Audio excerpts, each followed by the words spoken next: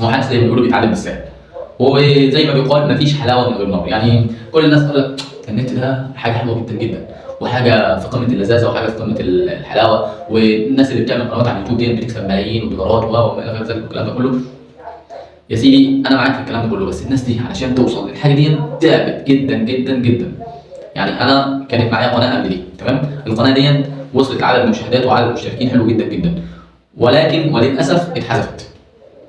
ودي كانت بالنسبه لي معضله كبيره جدا جدا، وكان المفترض ان انا اتوقف وابطل شغل وما اشتغلش تاني واقف على كده، لكن الحمد لله بدات من جديد، والحمد لله يعني مستني الدعم من الناس، بس مستني الدعم من الناس، ولكني يعني مش هبطل اقدم معلومه للناس، مش هبطل ان انا يعني اعمل فيديوهات والكلام ده كله، لان انا يعني حبيت المجال ده وحبيت ان انا افيد الناس، وحبيت ان انا اخرج اللي جوايا. لان انا كنت قبل كده قبل اليوتيوب والكلام ده كله كان عندي يعني زي ما تقول نوت كنت بقدم فيها، بكتب فيها يومياتي